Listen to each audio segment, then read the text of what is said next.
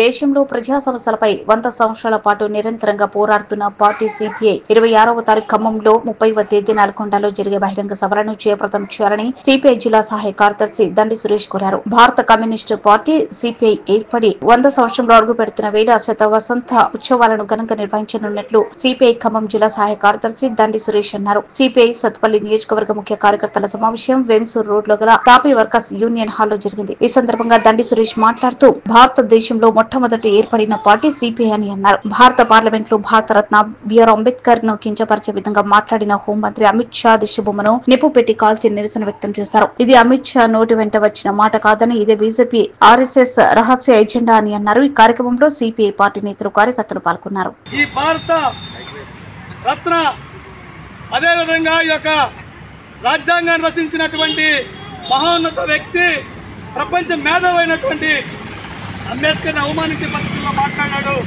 దానికి నిరసనగా ఈరోజు అమిత్ షా దిష్టిబొమ్మను తగలబెట్టడం జరుగుతూ ఉంది. ఈ యొక్క కార్యక్రమాన్ని ఉద్దేశించి సిపిఐ ఖమ్మం జిల్లా కార్యదర్శి డాక్టర్ దండి సురేష్ గారిని మాట్లాడవలసిందిగా కోరుతున్నాం. భారత పార్లమెంట్ లో భారతదేశ రాజ్యాంగ నిర్మాత అయినటువంటి అంబేద్కర్ గారి గురించి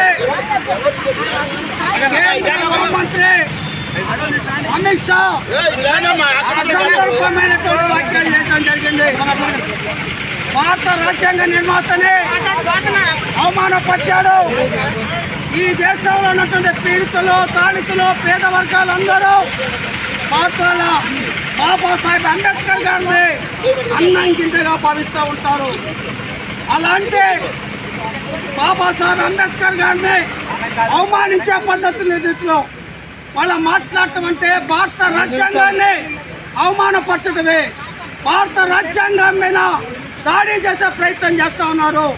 ఈ రాజ్యాంగ వ్యవస్థని ధ్వంసం చేసేటువంటి కుట్ర చేస్తూ ఉన్నారు.